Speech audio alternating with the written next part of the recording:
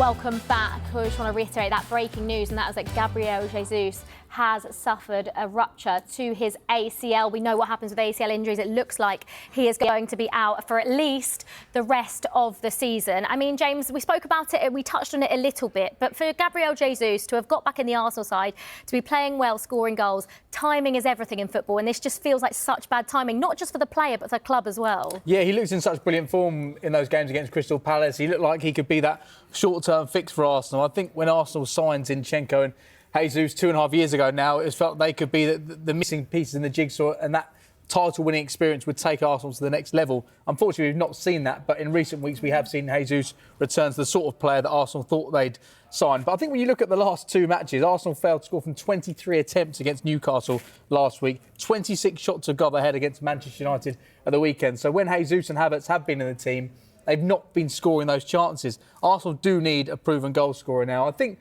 they showed 2 seasons ago. We had Ødegaard, we had Martinelli and Saka all overperforming in terms of their XG, and they all each scored between 10 and 15 goals, and that got Arsenal so close to winning the title.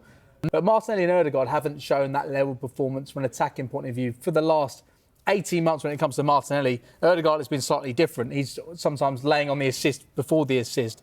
But I think they need somebody who's going to bury those chances now. It's simple as that. Somebody who scores 20 goals a season. The difficulty in January is there's not many of those around, and those that are around, it's going to cost a serious amount of money. Of course, Arsenal have lost Edu. They've got somebody acting as their sporting director now. They're recruiting for the sporting director. So that's playing a part as well. Clearly, Arsenal fans will feel that perhaps we've invested too heavily in goalkeepers, defenders and defensively minded midfielders rather than focusing on the attack, because ultimately it's been those same players who have been asked to go again the last 3 years for Arsenal. Obviously with Saka's injury as well, Dan, how much pressure is now on that man Kai Havertz, because it does feel like he's their only option now, and he's their only man that they can rely on sort of in that number 9. Yeah, I mean, he's the only recognised number 9.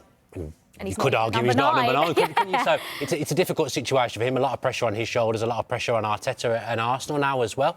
You just wonder, what kind of striker is it that Arsenal are looking for? I wrote a list earlier of players that have either moved in the summer or could have moved in the summer. So Osimhen, Tony, John Duran, Solanke, Guirassy. What Arsenal weren't in for any of those. Obviously, there was murmurs with Tony at times, but Arsenal weren't ever in for any of those strikers. What profile of striker is it that Arsenal are looking for? Because I genuinely do believe that if the right striker was out there and had been available in the last 2 or 3 windows, I think Arsenal would have backed Arteta and they'd have gone and got them. This is just my own personal feeling. I think Arteta hasn't found that striker available or that's gettable that he thinks suits the way Arsenal play. And you can talk about the way Arsenal have changed this season, and maybe they're a bit slower, maybe they're a bit more predictable. But they've turned themselves into an elite team over the last few seasons, which then makes it harder to take that next step and sign that right centre forward. But I just wondered, who is that forward? Is it Isak, who obviously isn't available? Who is that striker that Arsenal It's got to be Isak, hasn't it? But you look in this window, it would cost possibly as much as £150 million. Would Newcastle even let him go if a bid over £100 million came in this window? We know Newcastle have battled with PSR constraints, but in the form they're in right now, the form Isak's in right now, they're not going to let him go in this window. No. Potentially in the summer, as they look to try and comply with the rules once again. We know the rules are going to change next season, but he's the man Arsenal need. They need someone who's going to guarantee you 20 goals a season. He's so handy linking up play as well. He's such a brilliantly gifted player. Arsenal have tried loads of different ways of trying to score goals over the course of the last few seasons. At times it's worked, but at the moment, with Saka missing, you really do see how frail this side is from an attacking point of view. It feels like we're almost relying on the set pieces now for Arsenal to score those goals. And when they're not scoring from set pieces, from open play, you are struggling a little bit, because even when they're getting the chances, they don't have that man there that's burying them.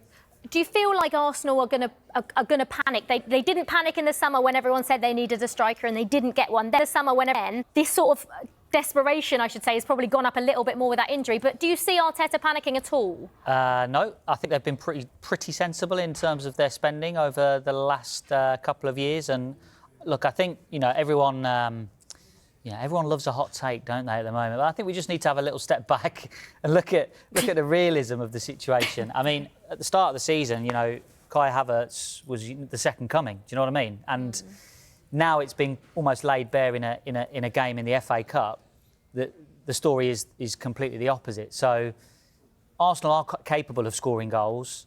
They have had a bit of a rough patch, but they weren't that far away from Manchester City last season, 6 points. And I think everyone's been a little bit surprised at the uptick in Liverpool. I don't think anybody really expected them to be this good at this point in the season. So, do I think we just need to take a step back and have a bit of realism? Probably yes.